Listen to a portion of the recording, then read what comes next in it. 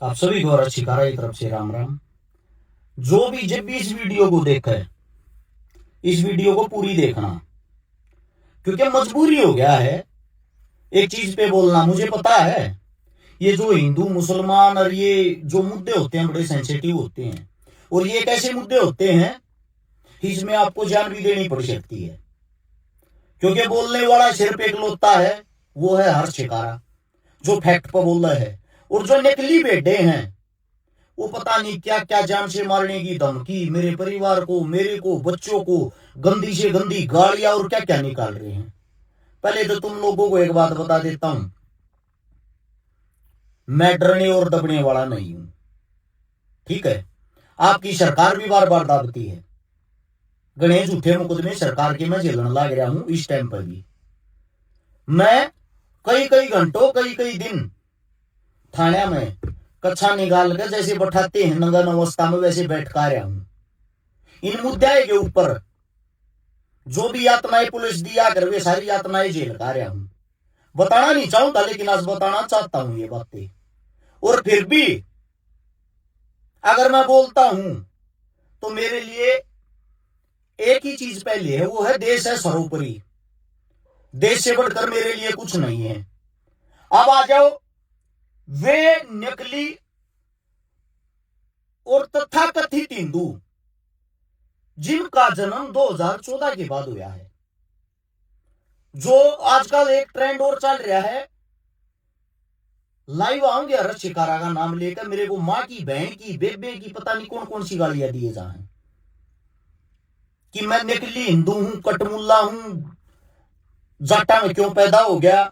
इसे इसे आदमी भी आने लग रही वे जो बीजेपी के आईटी सेल के कुत्ते हैं, और पहले ये बताते हैं कि मैं खुद चौधरी हूं, जाट हूं, और मैं जिस फैक्ट पर बात कर रहा हूं वो है कटमुल्ला हर्ष शिकारा। पहली बात तो आप लोगों को बता देता हूं भाई, अंधभक्ति इस कदर बढ़ गई है, गौर से सुन लेना। और ये चाहूंगा इस वीडियो को आप लोग सभी जगह शेयर करना, और जितने भी तथाकथित हिंदू हैं उनके लिए एक चैलेंज भी है, तुम्हारी मां ने दूध पिलाया तो एक्सेप्ट करना। पहली बात, मेरे को तो बोले जाओ कोई फर्क नहीं पड़ता। एक हमला हुआ था पहलगांव में, और पहलगांव में नरवाल नाम का एक लड़का था जो कैप्टन था, जो एयरफोर्स में या नेवी में कैप्टन था, नरवाल साहब। उसका वहां पे हमला होता है तो उसकी जो बहन है, उसकी जो पत्नी है, उनके बयान ये होते हैं ये सरकार का फेलियर है, और हमें जो हमारे भाई की शहादत हुई है उसका बदला चाहिए। ये तथाकथित हिंदुओं की बेटों ने, जो कैप्टन था देश के लिए, देश की आर्मी में, उसके परिवार को भी गालियां देनी शुरू कर दी।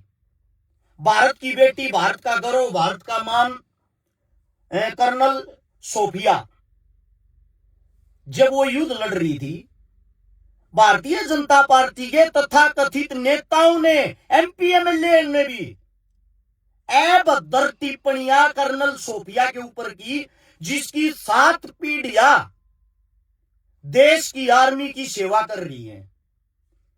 अच्छा, अब आप लोगों को बता देता हूं, राकेश टिकैत है, किसान नेता हमारे ताऊ जी, उसको ये नकली हिंदू बोलते हैं।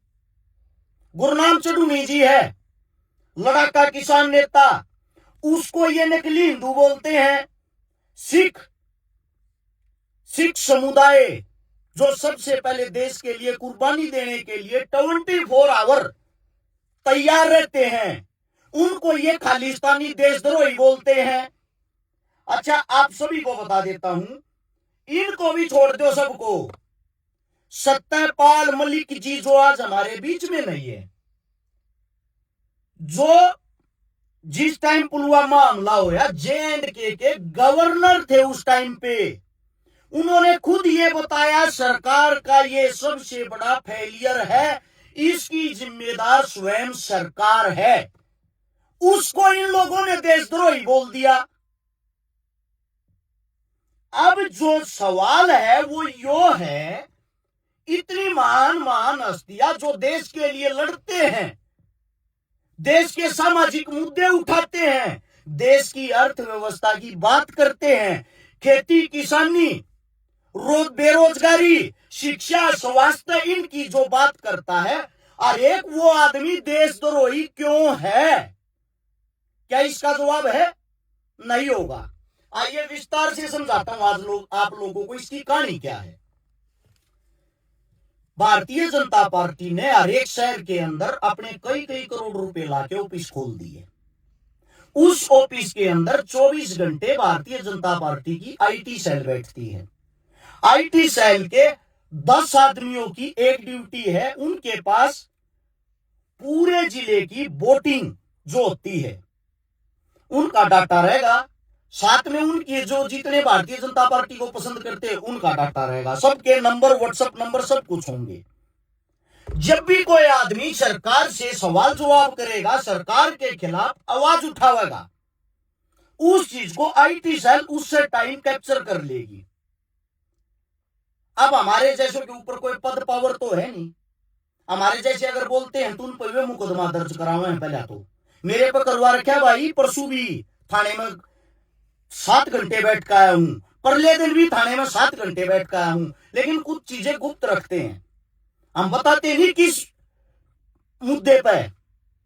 अच्छा, अब बात क्या होती है? सबसे बड़ी चीज ये है, ये मुकदमा दर्ज करावे हैं। अगर कोई इनकी पहुंच से बाहर है, विपक्ष का एमएलए एमपी है या कोई ताकतवर आदमी है, उसके खिलाफ फिर लगा देते हैं ये अपनी आईटी सेल को कि इसने बुरे तरीके से धो दो, इसने देशद्रोही साबित कर दो। ये आदमी साबित कर दे हैं उसने देशद्रोही। अब बात चल रही थी कहां से?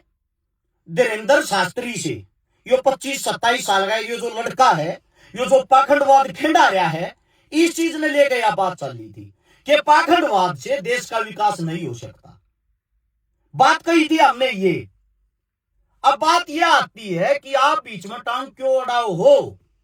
हिंदू राष्ट्र बनना चाहिए कि नहीं? पहली बात, 1947 से पहले से ही हमारे देश का नाम हिंदुस्तान रहा है। अगर हम उस देश के नाम को हिंदुस्तान बोलते हैं, जब भी हमारे वे देशद्रोही बताते हैं, न्यू कहें ना, देश का नाम है भारत। क्यों? भारतीय जो जनता पार्टी हो नया जुमला लेकर आई है कि भारत।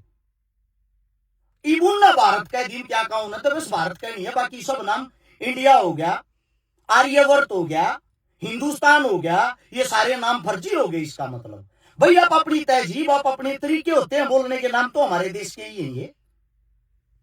अब हिंदुस्तान जो देश का नाम था वो भी इनको हजम नहीं हुआ। बात कर रहे हिंदू राष्ट्र बनाने की, अरे हिंदुस्तान नाम तभी तो होगा कि हमारी संख्या यहां ज्यादा थी, ज्यादा है, ज्यादा रहेगी। अब इससे अगली बात आ गई। अगली बात पर हम बात करते हैं मंदिर मस्जिद। जब भी कोई मामला उठा है, जब भी कोई बात हो है, सरकार बीच में गो देगी एक बात ना, मंदिर मस्जिद की तो एक बात कह दी है, मस्जिद को खोदो, इसके नीचे मंदिर निकलेगा।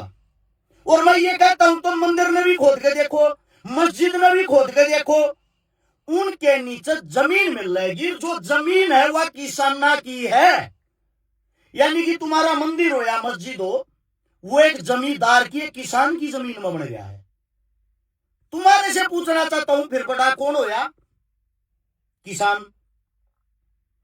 अब जब किसी भी मंदिर में, मस्जिद में, गुरुद्वारे में, जितने भी ट्रस्ट है, जितनी गौशालाएं हैं, चंदा कौन देता है सबसे ज्यादा? किसान। अन्न कौन देता है सबसे ज्यादा? जो अन्न को पैदा करेगा वही तो देता है, किसान। गालियां किसको देते हो तुम? किसानों को। कैसे?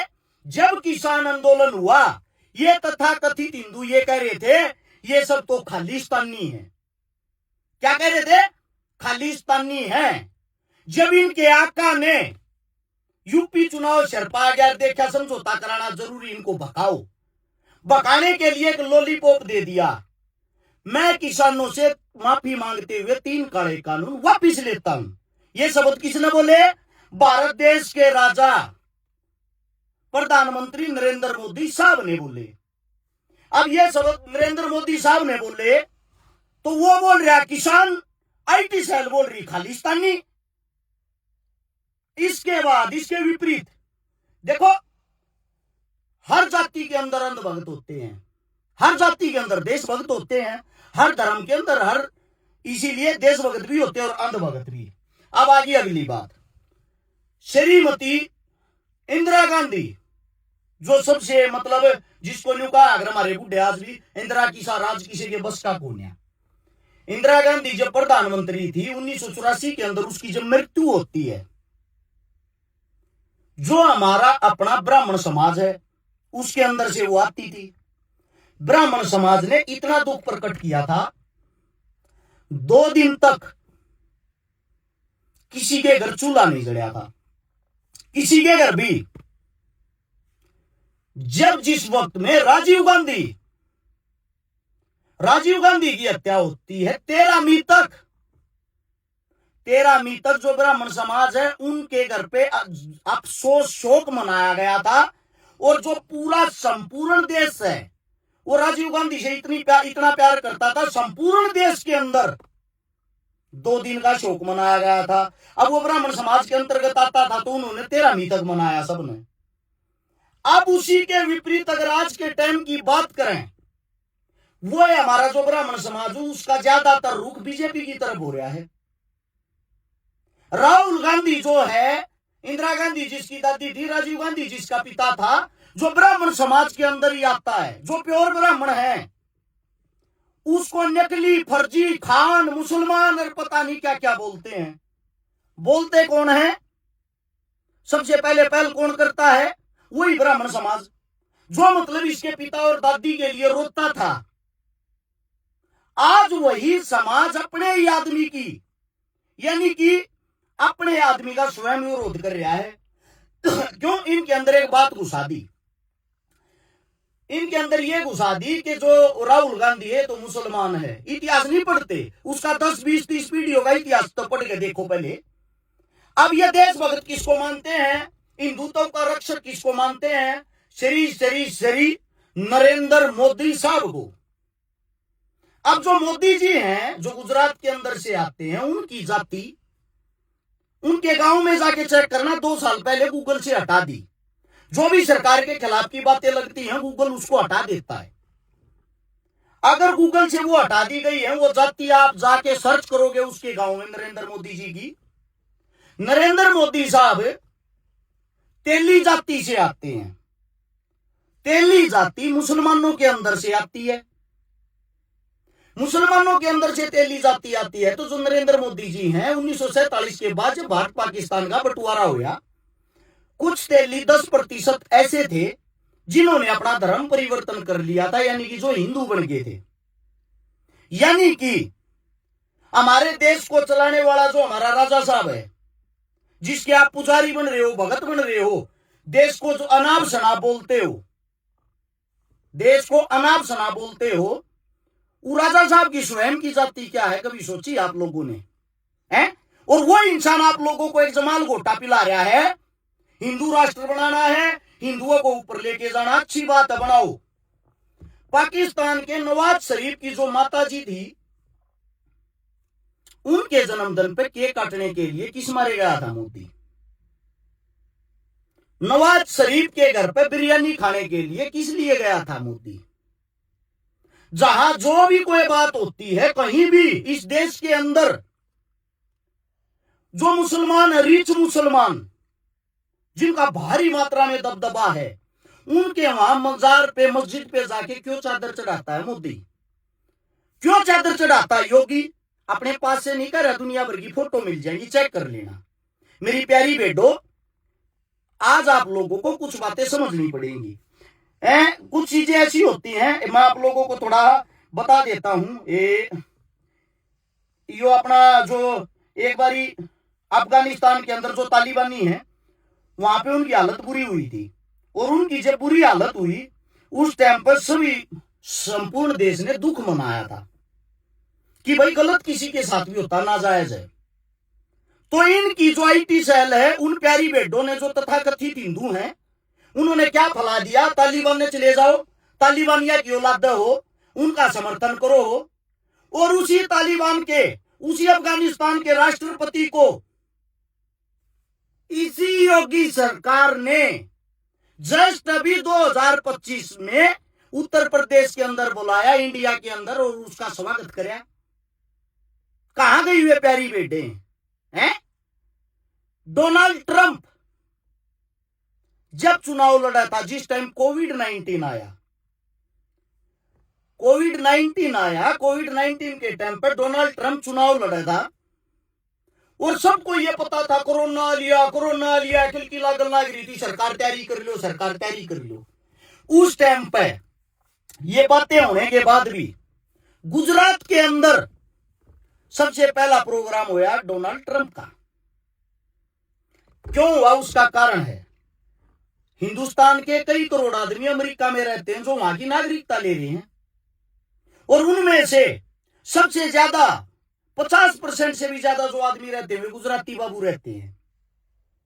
इस मारे गुजरात में मोदी ने डोनाल्ड ट्रंप का प्रोग्राम करवाया, और आईटी सेल जो है, ये जो फर्जी हिंदू हैं, उन्होंने प्रचार शुरू कर दिया, अमेरिका के इंडिया के सामने झुकता है अमेरिका, दोस्ती देखना, ये देखना, वो देखना, हमारे देश का डंका बजेगा, इस टाइप का।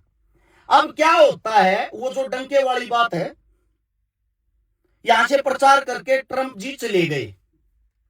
अब इस वक्त जब भारत पाकिस्तान का युद्ध हुआ, ट्रंप 100 बार बयान दे चुका है, मैंने इंडिया को धमकाया, इंडिया को धमकी दी, तुम्हारे साथ कोई समझौता नहीं रखूंगा, कोई भी मां के आने वाले जीवन में कोई भी किसी प्रकार का आप लोगों के साथ बिजनेस नहीं रखूंगा, या युद्ध को बंद करो। और ये बोलते ही कुछ घंटों बाद हिंदुस्तान ने युद्ध बंद कर दिया। तो इसके बाद क्या होता है, पाकिस्तान ने खुशियां मनाई कि हम युद्ध जीत गए। हिंदुस्तान ने क्या किया? हिंदुस्तान ये खुशियां मना रहा, हम युद्ध जीत गए। अजीब बात है। कल की दैनिक भास्कर की वेबसाइट देखना, उसमें यह बोल रखा है अमेरिका ने असल में यह युद्ध पाकिस्तान ने जीता था। अब बात यह आती है, हमारे जो स्वयं के वे हैं, हमारे जितने भी चीफ हैं, आज तक उनकी भी ये समझ में नहीं आई युद्ध पर विराम क्यों लगाया गया, हम अच्छी स्थिति में थे।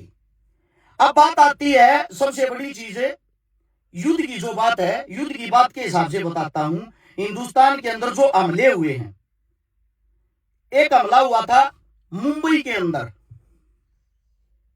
आप सभी को पता होगा, 26/11/2008 ताजाड़ा हमला, जिसमें अजमल कसाबर पकड़े गए थे। उस वक्त वो हमला इतना खतरनाक था कि जो सीएम है वहां का, उसने, राष्ट्रपति ने और शायद उपराष्ट्रपति ने उसी टाइम अपना इस्तीफा दे दिया था। क्यों? वे इस चीज का अपमान मान गए थे, बेइज्जती मान गए थे, और दुनिया ने इस चीज का विरोध कराया था। अब विरोधी तो रहे नहीं। अब क्या करती है सरकार? पहले कराती है हमला, जैसे पुलवामा हो गया, पहलगाम हो गया, या कोई भी हमला हो गया, वो हमला कराते ही साथ के साथ हमला बाद में होता है। पहले 8-10 मुसलमानों के नाम टीवियों पे दिखा दिए जाते हैं, फलाना फलाना फलाना फलाना आतंकी। अब सारे देश में बाकी काम को संभाल लेती है आईटी सेल। आईटी सेल जब वो पोस्ट गिरनी शुरू कर देगी, कटमुल्लों ने फिर हमला किया, मुसलमानों ने फिर हमला किया, ये तो है ही पैदाइशी देशद्रोही, इस चीज को बड़ा एजेंडा बना दिया जाएगा। और बाद में पता लगता है जिन जिन आदमियों के उन्होंने नाम लिए उनको क्लीन चिट मिल गई, वे थे ही नहीं। और सरकार की नजर में कोई आतंकवादी आज तक पकड़ा ही नहीं जाता। देश के अंदर से अचानक से आतंकवादी गायब हो जाता है। आज तक नहीं ये पता लग लिया पुलवामा में इतना डेक्स आया कहां से, पहलगाम वाले हमला करके निकल कहां से गए। फिर पकड़ते हैं किसी 2-4 ऐसे नामों के जिनके नाम मोहम्मद हो, कसाब हो, या कुछ भी हो, उनको अंदर दे देंगे। क्यों देते हो भाई अंदर? अगर कोई दोषी है, मोहम्मद हो, मुसलमान हो, या कोई भी हो, सरेआम उसको चौक पे खड़ा करके उसी टाइम गोली क्यों नहीं मारते, फांसी क्यों नहीं देते? क्या जरूरत है ऐसे आदमी को उसके अंदर देने की? इसके पीछे कहीं ना कहीं सरकार की तो साजिश नहीं है? कितने हमले हो लिए अब तक? भारतीय जनता पार्टी जब जब आती है, 14 के बाद के ही हमले बता दूं, पहले के बताऊंगा तो ज्यादा बड़ा हो जाएगा। सबसे पहले 2014 के बाद देश में आतंकी हमला आप लोगों को बताता हूं, सुन लेना। 25 में दिल्ली ब्लास्ट, 25 में पहलगाम हमला, 24 में रियासी हमला, 24 में बेंगलुरु कैफे बम विस्फोट, 23 में दत्तेवाड़ा बम विस्फोट, 23 में एलाथूर ट्रेन आगजनी, 23 में रजौरी हमला, 21 में सुकमा बीजापुर हमला, 20 में सुकमा मोवादी हमला, 19 में कश्मीर हमला, 19 में दत्तावेड़ हमला, 19 में जम्मू बस स्टैंड ग्रेनेड विस्फोट, 19 में पुलवामा हमला, 18 में सुकमा हमला, 18 में सुंजवाना हमला, 17 में भोपाल उज्जैन पैसेंजर ट्रेन बम विस्फोट, 17 में सुकमा हमला, फिर 17 में अमरनाथ यात्रा, 16 में नागरकोट सेना अड्डे पर हमला, 16 में बारामूला, 16 में हंदवाड़ा, 16 में उरी, 16 में बारामूला, 16 में कोकराझार गोलीबारी, 16 में पठानकोट, 16 में अम्पोर, 15 में गुरदासपुर, 15 में गुरदासपुर, 15 में जम्मू, 15 में मणिपुर। और आप सभी साथियों को बता देता हूं, ये इतने हमले हुए हैं, इन सब हमलों के जितना भी आंकड़ा निकालोगे, कोई भी ऐसा आदमी नहीं कि यो मौजूद आदमी था, इसने हमला करा, यो हमने पकड़ लिया और उसको सजा दे दी। कौन रोकता है भाई? पूर्ण बहुमत से सरकार आपकी है। अब जब सरकार आपकी है तो इन पर कार्रवाई क्यों नहीं होती? क्या हम ये बात भी नहीं पूछे? क्या हमारा ये हक नहीं बनता? अगर हम सरकार से ये सवाल जवाब करने लग जाएं तो हम देशद्रोही। अच्छा, इनके जो ये नए नए 2014 के बाद के तथाकथित हिंदू हैं, वे रूखे मारने लग जाए, उससे टाइम पर मारो मुसलमानों को, फूक दो मुसलमानों को, देश के अंदर माहौल बना देते हैं और सरकार का बचाव कर लेते हैं, सरकार तक कोई बात ना पहुंचे। अब बात आती है इससे अगली, हमारी जो मीडिया है, गोदी मीडिया, हिंदुस्तान की जो मीडिया है, जिनको चौथा सतम माना जाता था, माना नहीं जाता, माना जाता था। विश्व के अंदर लगभग 200 देश हैं, उनमें से 155वां नंबर मीडिया का अपना, इतनी झूठी मीडिया है। अभी आज तक ने खबर डाली अब धर्मेंद्र की मौत होगी, वह खबर योगीनाथ ने भी डाल दी, वह खबर राजनाथ ने भी डाल दी, और वही खबर उनकी देख का हमने भी डाल दी, वह सच्ची होगी। अब मैं धर्मेंद्र के साथ वहां अस्पताल में तो लेटा नहीं था भाई, इतने बड़े बड़े इंसानों ने डाल रखी है, आज तक न डाल रखी तो सच होगी। उसके 2 घंटे बाद ईशा देओल का वो आता है ट्वीट, मेरा पिता जिंदा है, कम से कम ये चीजें दी, बदतमीजियां तो मत फैलाओ। अभी वो जी रहा है, उसकी अच्छी रिकवरी होने लगी। ये चीज जब देखी तो हमने भी वह पोस्ट हटा दी। अब मैं देखता हूं मैसेजों में, मेरे पास दुनिया भर के लोग हो, गंदे आदमी हो, कटमुल्ले, झूठी खबर फैलाता है। अरे फैला तो तुम्हारे बाप ने रखी थी, तुम्हारे योगी की देख कर डाली थी, मैंने तो राजनाथ की देख कर डाली थी, आज तक की देख कर डाली थी, लेकिन तुम्हारे पिछवाड़े में इतना दम नहीं ना उन अपने आकाओं से बात कर सको। तुम तो सिर्फ गालियां किसको दे सकते हो? हर्ष शिकारा को दे सकते हो, क्योंकि तुम्हारे बीच में रहता हर्ष शिकारा है। सुख शांति की बड़ी अच्छी रोटी चल रही है मेरी, सुख शांति की बड़ी अच्छी रोटियां खा सकता हूं। सुबह उठते बाड़ा में तेल लगा के, जेल वेल लगा के मैं भी यहाँ फेसबुक पर रुक के मार सकूं, जय श्री राम, जय श्री राम। लेकिन इससे देश का क्या विकास होगा? देश का क्या भला होगा? आप लोगों से पूछना चाहता हूं। अब आती इससे अगली बात, मैं भाई धीरेन्द्र शास्त्री की एक बात से सहमत हूं और मैं धीरेन्द्र शास्त्री के साथ हूं इस बात में। कुछ करके दिखाओ, करके क्या दिखाना वो सुनो। अब सबसे पहली चीज उन्होंने कहा कि ये जो ठेका है यहां से दारू बंद हो, मथुरा के अंदर जो ठेका है यहां से दारू बंद हो, क्योंकि यहां से वो आते जाते हैं अपने ये प्रेमानंद महाराज जी। मैं ये कहता हूं भाई, इस बात से मैं सहमत हूं। हिंदुस्तान सन्यासियों का, साधुओं का, बाबाओं का देश है। मेरा कहना यह है, हिंदुस्तान से ही दारू बंद हो, नशा बंद हो, उसके बाद हिंदुओं का कहना गो हत्या बंद हो, और हमें बताते इस चीज के खिलाफ पड़े। आज तुम्हारे आंख नाक कान खोल देता हूं, हम चाहते हैं भाई गो हत्या बंद हो। क्या कह रहा हूं? हम ये चाहते हैं गो हत्या बंद हो, लेकिन बंद करवाऊंगा कौन? पहले तो सुनो, 2014 में बीफ के मामले में, बीफ एक्सपर्ट करने में, जिसको गाय का मीट बोलते हैं, हिंदुस्तान 9वें नंबर पर था। 2025 में हिंदुस्तान दूसरे नंबर पर, हमारे से आगे सिर्फ ब्राजील है। गाय का मीट एक्सपोर्ट करने में अब करवा कौन रही है? तुम्हारी भारतीय जनता पार्टी। इसमें कोई शक है तो तुम्हारे को बता देता हूं। सबसे बड़ा बूचड़खाना है जिसका नाम है अल नूर एक्सपोर्ट। अब नाम देखते ही आपके दिल में यह होगा, हाँ ये मुसलमान ये काम करेंगे, लेकिन इसका जो मालिक उसका नाम है सुनील सूद। सुनील सूद तो हिंदू है। अब आ गया अर्बेनियन एक्सपोर्ट, यह भी मुस्लिम नाम है, लेकिन इसका जो मालिक है वो है सुनील कपूर। मुंबई मुख्यालय है इसका।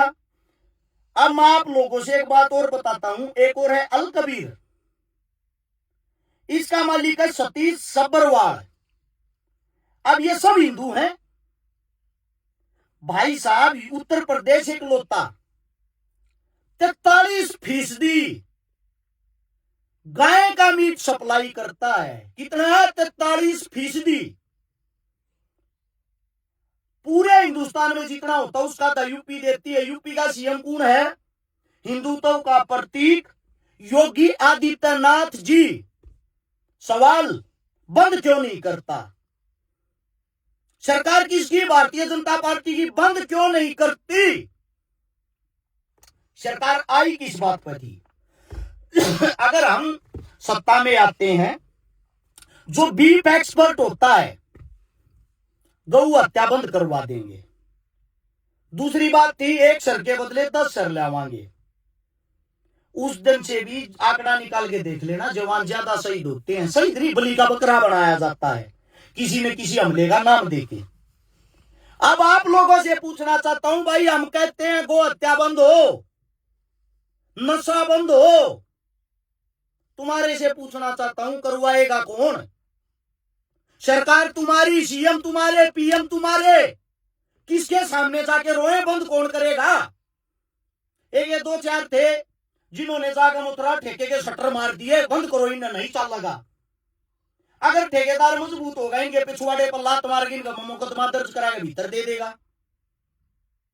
अगर ठेकेदार मजबूत नहीं होगा सीधा जाकर थाने में शिकायत कर देगा।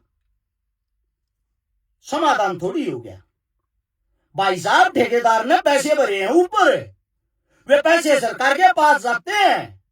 सरकार की जिम्मेदारी है ठेका चलवाने की। अब मेवात की बात करें, मेवाती हूं मैं, मेवाती हूं मैं, मेरे को बोलते हैं। मेवात के अंदर 7 बूचड़खाने चल रहे हैं। खोल किसने रखे हैं? परमिशन किसने दे रखी है? गवर्नमेंट ने। गवर्नमेंट कोई भी हो, इससे पहले हो, उससे पहले हो, उससे पहले हो, लेकिन दे गवर्नमेंट ने रखे हैं। नई खबर सुनो, जो मेवात पिछड़ा इलाका है, जिसके अंदर हॉस्पिटलों की जरूरत है, जिसके अंदर शिक्षा की जरूरत है, जिसके अंदर स्वास्थ्य की जरूरत है, यूनिवर्सिटी कॉलेज होने चाहिए, वहां परमिशन दी गई है 30 से 40 और नए बूचड़खाने खोले जाएंगे। 22 बूचड़खाने जो उनका काम शुरू हो चुका है। वहां के लोगों की जमीन अखबार कर रहे हैं, कोई विरोध करे हैं, उसका जूत मारे हैं, उसने थाने में दे हैं। जबरदस्ती उनकी जमीनें ली जा रही हैं और फिर तुम्हारे जैसे हैं उन मेवातियों को गालियां दे रहे हैं। यहां तो गाय कटती है। गाय कटवा कौन रहा है भाई? तुम्हारी सरकार। चलवा कौन रहा? तुम्हारी सरकार।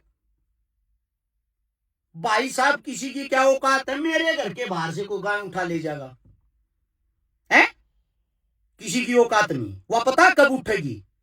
वह जब उठेगी जब यहां आके हमारे बीच का कोई मुखबर होगा और हमारे बीच का कोई ठवा होगा, जब उठ सकती, वैसे नहीं उठ सकती। ठीक है। अब इसके बाद आप लोगों को और भी बता देता हूं थोड़ी बातें, ताकि आप लोगों की आंखें खुल जाए।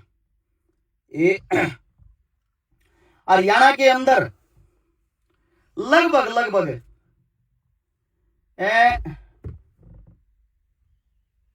2.5 लाख एकड़ गोचरण भूमि है। गौ माता के नाम की भूमि, जमीन सैबिकड़ है। जो हाईवे है, मेन रोड है, NH-44 है या कोई भी, उनके सारे धरती, यानी कि महंगी महंगी जमीन जो करोड़ों अरबों की, वो गौ माता की है। 2.5 लाख एकड़ जमीन में 1 1,80,000 एकड़ जमीन पर कब्जा हो रहा है। की न करवा रहा क्या सरकार ने? कौन कर रहा है? सरकार के वे आदमी जो सरकार का बत्ती पानी मारे आ रहे, बत्ती वोट दिया रहे। किसी ने पेट्रोल पंप बना लिया, किसी ने ग्राउंड बना लिया, किसी ने गार्डन बना लिया, किसी ने कुछ बना लिया, किसी ने कुछ। असली गो भगत बनो हो, इकट्ठे हो तुम्हारे साथ। हाँ, और इकट्ठे होकर गोचरान की भूमि न छटवाओ। भूमि छुटेगी, उस भूमि पे इन गाया के रहने की जगह बनेगी, खान पीने की जगह बनेगी, घूमने की जगह बनेगी। ना किसी के खेता में बढ़ना, इनको को लठ मारे, इनकी इज्जत होगी, इन दुनिया देखना होगी। ये हरियाणा की शान है, ये गांव है। खाली हरियाणा के आंकड़े की बात कर रहा हूं मैं। आड़े थोपड़ा पाड़े तो ही फेसबुक पर रुके मारे तो गाना बच्चा रहे। क्या ये जितने तथाकथित हिंदू है, किसी के घर को 2 महीने की बाछड़ी भी बांध रहा है? इन मूर्खा नाती न्यू निवेरा मारी जी तो गौ माता को, गौ माता है कौन सी? को अमेरिकन पकड़ रहा, को एचएफ पकड़ रहा, को दोगली पकड़ रहा, गला फोटो घेरेंगे मुंह का मुंह पे ढाकर जय गौ माता की। आज तक जब जिन आदमियों को यही नहीं पता हमारी गौ माता कौन सी है। हमारी 35-36 भारत की नस्लें हैं, हमारी गौ माताएं वे हैं, वे देशी, विदेशी नहीं। अब भाई मेवातिया तभी एक बात कहना चाहूंगा, तुम्हारे बच्चा का जो भविष्य है आने वाले वक्त में बहुत ही ज्यादा खराब होना है।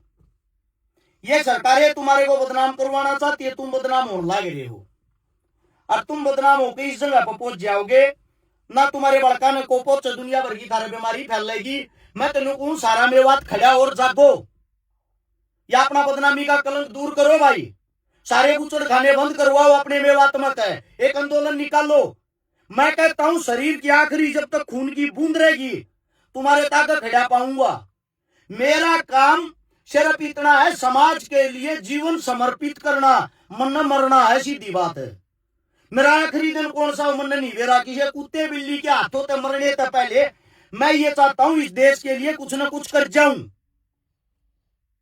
तो इसीलिए मेरे तक गुलामी नहीं मंजूर होती, ये तथाकथित नकली भांड आदमी नहीं मंजूर होते। मैं इसलिए ये कहना चाहता हूं सारा मेवात जागो, अपने हक के लिए लड़ो। सारे जितने गौ रक्षक उनसे कहता हूं भाई, तुम्हारे दुनिया भर के संगठन ग्रुप बन रहे, आपस में तुम लड़े भिड़े जाओ, एक मंच पर इकट्ठे हो और सरकार के खिलाफ आवाज उठाओ। अगर असली हिंदुओं की सरकार है, गारंटी से कहता हूं ये आदमी इन पर तुम अपना हक लेके दिखा दो ना भाई। इन थारा हक दे दिया है, गोचरण भूमि छटवा दी, तो मैं भी मान जाऊंगा वाकई में हिंदुओं को चाहने वाली सरकार है। प्रेम की खबर पर डागरो, तेलंगाना हैदराबाद उस साइड की भारतीय जनता पार्टी के एमपी एमएलए क्या खाते हैं? मीट गाय का अनिवार्य है खाना, तुम्हारी सरकार देती है। एक मंदिर है, नाम लूंगा, गालियां बकोगे, गूगल पर सर्च करके देख लियो, मिल जाएगा। वहां के लड्डुओं में गाय का मीट मिलाया जाता है।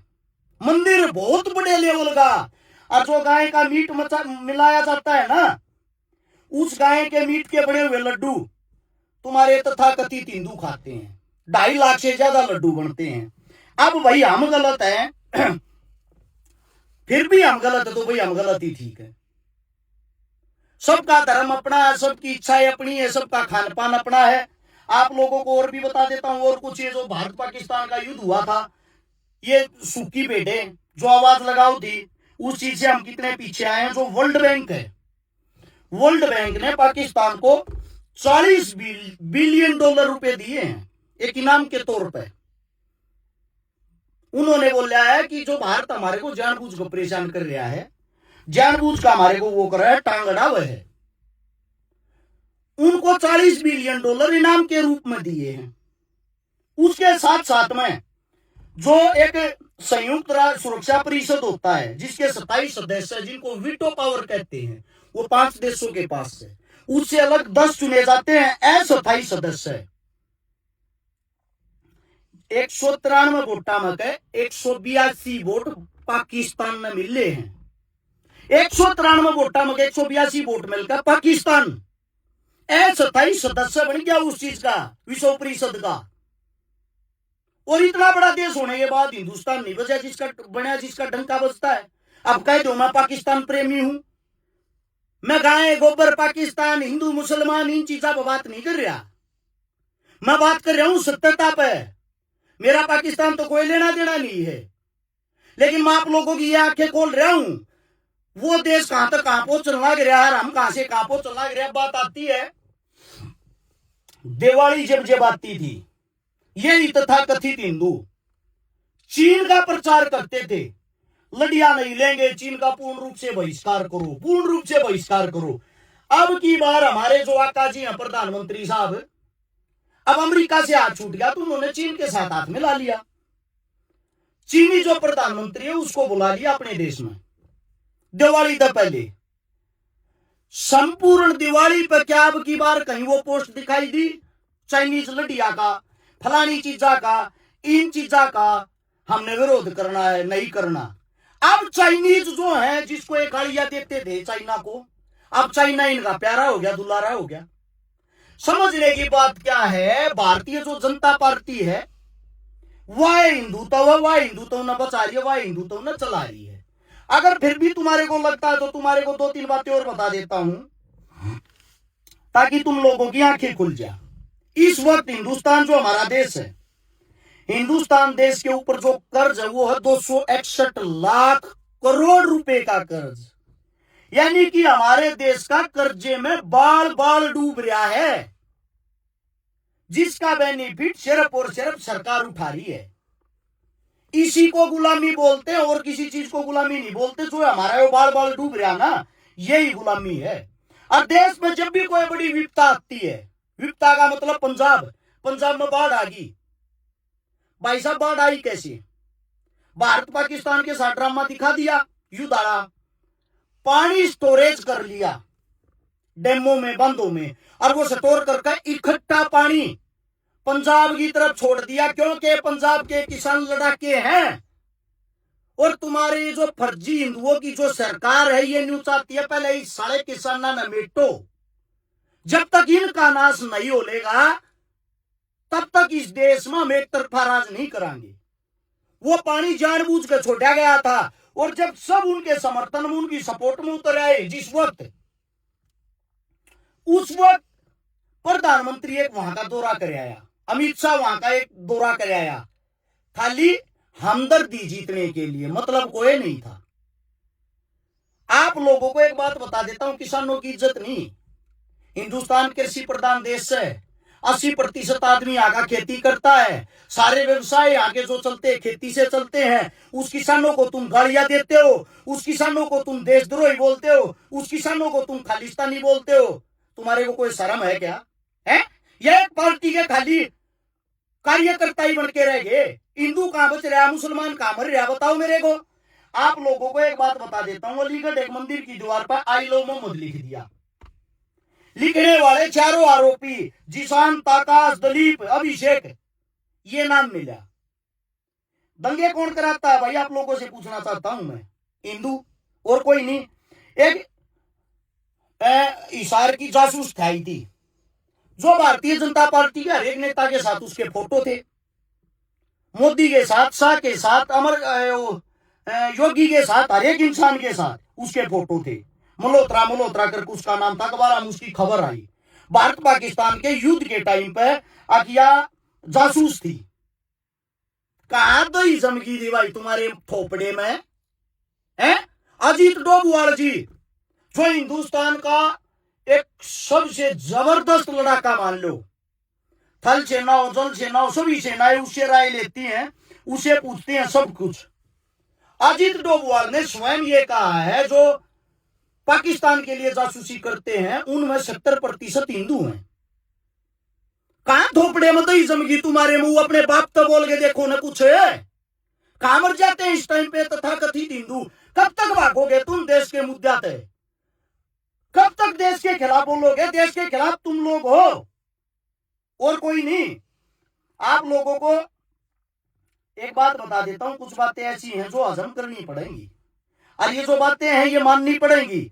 साधु संत का हत्यारा बीजेपी में शामिल हो गया, जितने हिंदुवादी सबका मुंह बंद हो गया। साधु संतों का जो हत्यारा था सबके मुंह बंद हो गए। जितने बलात्कारी हैं पार्टी में जमा होते दूध के दूल्हे हो जाए हैं। आप लोगों से मैं एक बात पूछना चाहता हूं, क्या ये जो मूर्खता है कब तक आगे बढ़ती रहेगी? मध्य प्रदेश के अंदर जो गोमांस है ना, गोमांस टैक्स फ्री है। अच्छा, जो मुद्दा इनका फंस गया है, उदयपुर फाइल नाम से एक फिल्म आई थी, उसमें कन्हैया जो था, कन्हैया हिंदू की हत्या कर दी, उसका अपमान हम नहीं सहेंगे। और मेरे को कहते हैं मोहम्मद अरशदुद्दीन आप क्यों नहीं बोल रहे इस मुद्दे पे? अरे मूर्ख आदमी हो, जिसने हत्या की वो भारतीय जनता पार्टी का कार्यकर्ता था, उसका नाम मोहम्मद हो, अकबर हो, को जहांगीर हो, कुछ भी हो, चाहे बिहार के स्टेज से मोदी की मां को गाली देने वाला भारतीय जनता पार्टी का कार्यकर्ता निकला।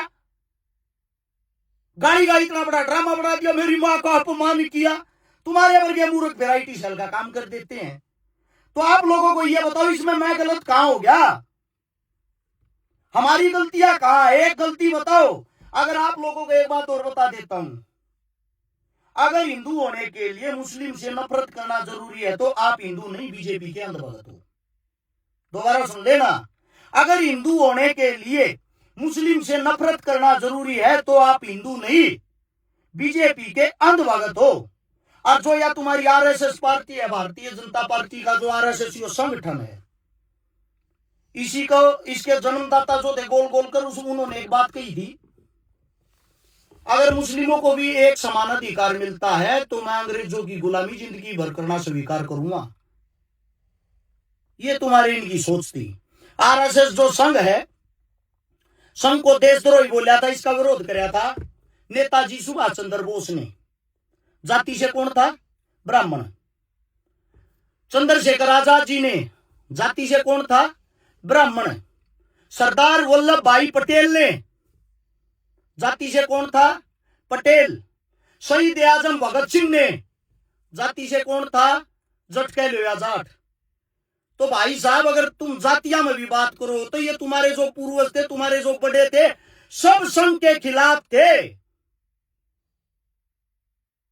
एक आदमी बता दो, एक आदमी, सिंगल आदमी, जिन्होंने संघ में होने के बाद हिंदुस्तान के लिए कुर्बानी दी। एक जो माफी वीर था, उसको तुम लोगों ने छतरी, योद्धा और पता नहीं क्या क्या बना दिया। जो इस देश के लिए फांसी के तख्ते पर झूल गए,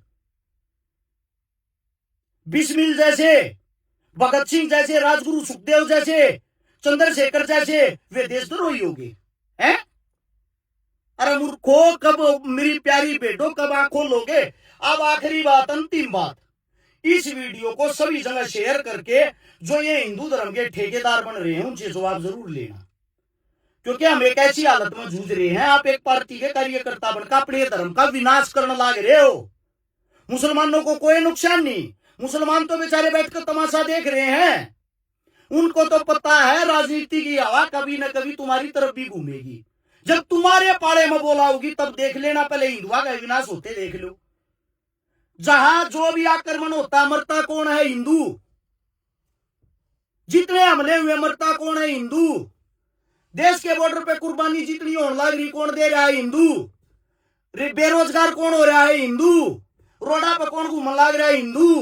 रोजगार किसके पास नहीं है? हिंदुओं के। शिक्षा किसको नहीं मिल रही? हिंदुओं को। हट मूर्खो, तुम्हारे जो मुद्दे हैं उनसे तुम भाग रहे हो। लास्ट एंड फास्ट बात, कुछ लोग कहते हैं अरज शिकारा चोर है, और अरज शिकारा फिर नके क्यों कह दी है? अरज शिकारा तो है, कुछ भी कह दो भाई, अरज शिकारा सब कुछ। मेरे में 1000 कमियां। कौन से उद्दे पे, कौन से पद पे बैठा रखा हूं आप लोगों ने मेरे को? मेरा कोई योद्धा और पद नहीं है। मैं एक भारत का आम नागरिक हूं। आम नागरिक होने के नाते गलत को गलत, सही को सही कहना मेरा फर्ज बनता है। आप मेरे में कमियां जब निकालना, मैं इस देश का एमपी, एमएलए या किसी पद या किसी पावर पे हूं, उस वक्त कमियां निकाल सकते हो। आम जनता न्यू तो सब बेरा ना के करे हैं। को मेरे तन्यू कहे तो दारू बेचा करता, को क्या मैं कह दे कि मैं साबित करके दिखाओ, थोपड़ा पाड़ गाड़ा कुछ भी बकवास कर देते हो। असल में बात के आईटी साल तुमने 5-10 रुपए दे देती हो, ये काम करो। हाँ, एक बात और या और सुन के जाना, न्यू का है, अब मैं तो चुनाव लड़ने के लिए ड्रामे कर रहा हूं।